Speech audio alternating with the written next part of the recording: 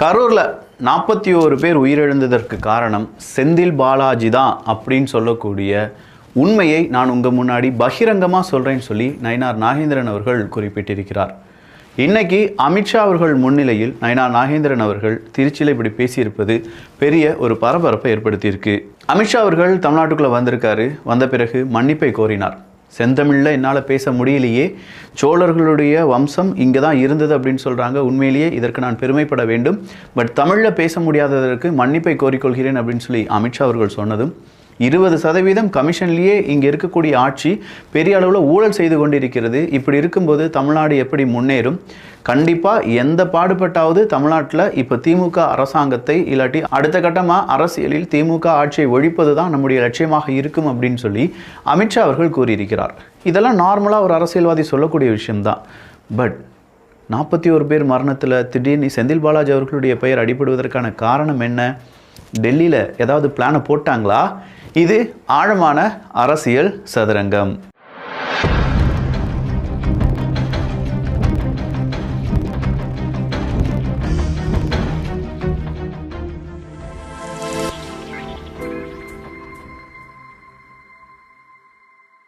மாட்டிக்கிட்ட பங்கு அப்படின்னு சொல்லக்கூடிய ஒரு விஷயத்திலிருந்து நம்ம ஸ்டார்ட் பண்ணலாம்.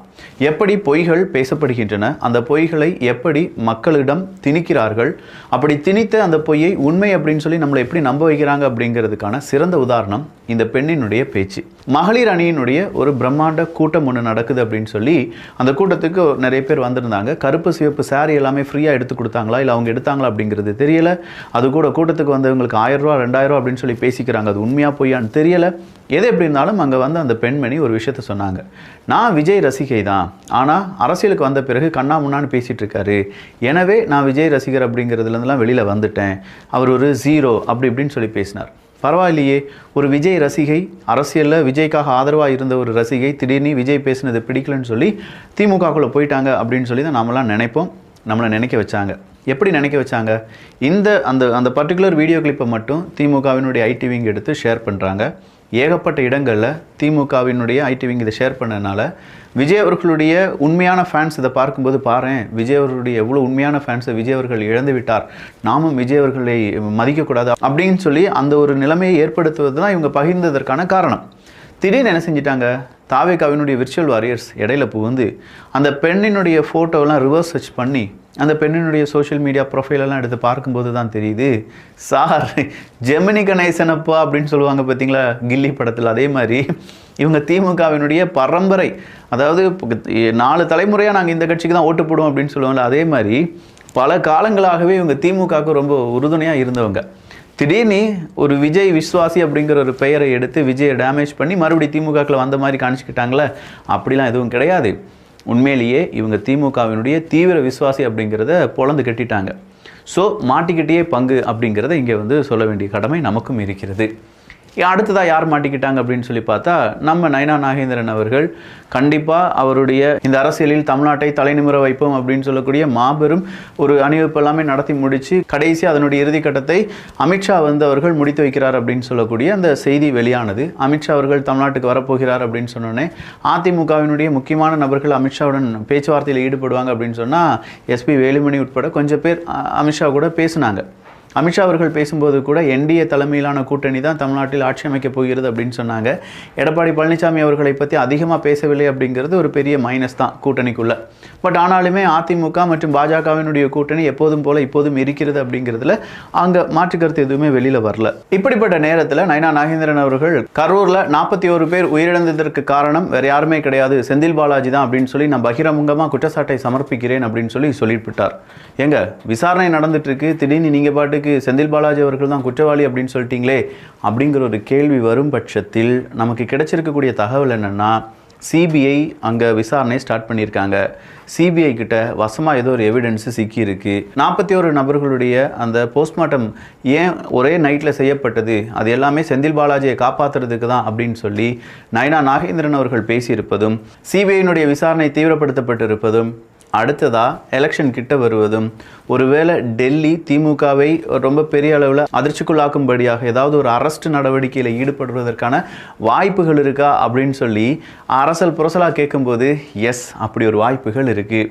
ஓரிரு மாதங்களில் முக்கியமான திமுகவினுடைய நபர்கள், அது இப்போதைய அமைச்சர்களாக இருக்கலாம், முன்னாள் அமைச்சர்களாக இருக்கலாம், பதவி பறிக்கப்பட்ட அமைச்சர்களாக இருக்கலாம், அவங்களுக்கு டெல்லி சார்பாக ஒரு பெரிய பரிசு காத்து கொண்டிருக்கிறது என்றும், அந்த பெரிய பரிசு காரணமாக திமுகவினுடைய அசையும் அசையா சொத்துக்கள் பல நேரங்களிலும் ஸ்க்ரூட்டனிக்குள்ளே வரலாம் அப்படின்னும் இப்போ பெருசாக பேசப்படுவதால் அவங்களால இந்த தேர்தலில் போதுமான அளவுக்கு பணத்தை செலவழிக்க முடியாத ஒரு நிலைமை ஏற்பட வாய்ப்புகள் இருக்குது அப்படின்னு சொல்கிறாங்க. ஸோ திமுக இதை முன்கூட்டியே பார்த்துருப்பாங்க. இப்போவே அவங்க என்ன செஞ்சுருப்பாங்க, தேர்தலுக்கு இவ்வளோ பணமும் தேவைப்படுமா, பட்டுவாடா அங்கங்கே பண்ணி வச்சுக்கோங்க அப்படின்னு சொல்லி 1க்கு 2 3 பல ரூட்டுகளை போட்டு வச்சுருப்பாங்க.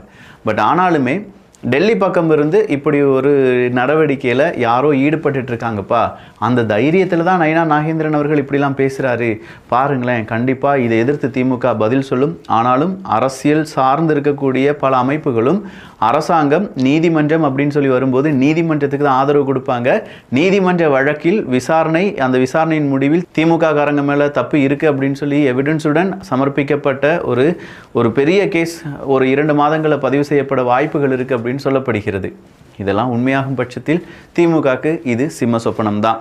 உதயநிதி ஸ்டாலின் அவர்கள் கட்டுப்பாட்டில் இருக்கும் விளையாட்டுத்துறை அமைச்சகத்தின் அலட்சியத்தால் அரசு வேலையை இழந்த நம் தமிழ் சகோதரிகள் அப்படின்னு சொல்கிறத பேராசிரியர் கல்யாணசுந்தரம் அவர்கள் பேசியிருக்கக்கூடிய வீடியோ இன்றைக்கி ரொம்பவே வைரல். அது மட்டும் இல்லாமல் ஸ்தம்பித்தது வீரபாண்டி. அதிமுக 8 முறை வென்ற கோட்டை வீரபாண்டி தொகுதி. மீண்டும் மீண்டும் திமுகவை தொடர்ந்து தோல்வியை பரிசளித்த தொகுதி வீரபாண்டி தொகுதி. அந்த வீரபாண்டி தொகுதியில் இன்னைக்கு எடப்பாடி பழனிசாமி அவர்கள் பேசியிருப்பதும், அதுலேயும் குறிப்பாக இங்கே இருக்கக்கூடிய அரசியல் கட்சிகள், குறிப்பாக திமுக பொங்கலுக்கு 5000 ரூபாய் கொடுப்பாங்க அப்படின்னு சொல்லி எதிர்பார்த்தோம், ஆனால் 3000 ரூபாய் தான் கொடுத்துருக்காங்க. போன முறை நாம் ஆளும் கட்சியாக இருந்தபோது, அவர் எதிர்கட்சியாக இருந்தபோது உதயநிதி ஸ்டாலின் அவர்கள் 5000 ரூபாய் கொடுங்க அப்படின்னு சொன்னாங்க. உங்கள் அப்பா வீட்டுக்கு ஆசையாக நாங்கள் கேட்குறோம், எங்களுடைய வரி பணத்தை தானே கேட்குறோம் அப்படின்னு சொல்லி இப்போ இருக்கக்கூடிய எடப்பாடி பழனிசாமி அவர்கள், அவருடைய சகாக்கள் உதயநிதி ஸ்டாலின் அவர்களை அட்டாக் பண்ண ஆரம்பிச்சிட்டாங்க. இதெல்லாம் விட அந்த நயினா நாகேந்திரன் அவர்களுடைய அந்த கூட்டத்தில் அண்ணாமலை அவர்கள் பங்கேற்ற அந்த ஒரு செய்தி ரொம்ப உயிர்ப்புடன் இருந்துச்சு. அண்ணாமலை அப்படின்னு சொல்லிக்கூடிய அந்த பெயர் கேட்ட உடனே அங்கே இருக்கக்கூடிய நிறைய நபர்கள் ஆர்ப்பரிக்க ஆரம்பிக்கிறாங்க.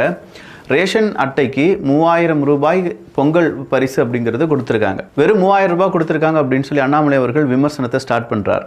ஒரு ரேஷன் கார்டு நம்ம எடுத்து பார்த்தோம்னா 2021 ஒரு ரேஷன் கார்டு, ஒரு அட்டைக்கு 2,54,000 ரூபாயோ 4,000 ரூபாயோ கடன் அப்படின்னு சொல்லி இருந்தது.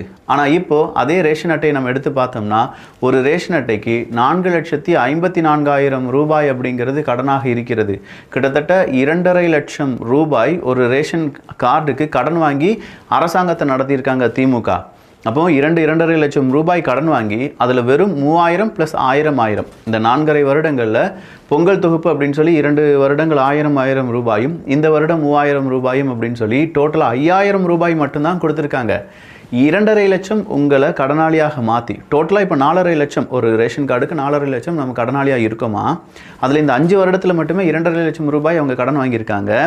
அப்படி 2.5 லட்சம் ரூபாய் கடன் வாங்கி அதில் வெறும் 5000 ரூபாயை மட்டும் ஒரு ரேஷன் அட்டைக்கு தருகிறார்கள் அப்படின்னு சொல்லக்கூடிய இந்த விஞ்ஞான ஊழலை செய்திருப்பது வேற யாருமே கிடையாது, திமுக தான் அப்படின்னு சொல்லி புட்டு நீ டேட்டா வச்சு அடிக்கிட்டாரு அண்ணாமலை அவர்கள். ஸோ அண்ணாமலை அவர்களுடைய இந்த டேட்டாவுக்கு திமுக என்ன மாதிரியான பதில் கொடுக்க போகிறாங்க அப்படிங்கிறது ஒரு புறம் கேள்வியாக இருக்கும்போது, இன்னும் கொஞ்சம் பேர் பொங்கலுக்கு 3000, இப்போவே பல தொகுதிகளுக்கு அண்டா, குண்டா, புடவைகள் என பல பொருட்கள் திமுக கொடுக்க ஆரம்பிச்சிட்டாங்க. தேர்தல் நேரத்தில் வாக்கிற்கு 2000 குறைவில்லாமல் இந்த முறை கொடுப்பாங்க. பணம் இருந்தால் என்ன வேணாலும் பண்ணலாம்னு எல்லா திமுக காரங்களும் நினச்சிட்டு இருக்காங்க. எல்லாத்தையும் வாங்கிட்டு ஓட்டு மட்டும் தாவேக்காவுக்கு போட்டு விட்டுருங்க மக்களே அப்படின்னு சொல்லி இப்போதே தாவேக்காக்கான அந்த ஓட்டு கேட்பு அப்படிங்கிறத சோஷியல் மீடியாவில் செய்ய ஆரம்பிச்சிட்டாங்க. கடைசியாக பராசக்தி வெர்சஸ் ஜனநாயகன்.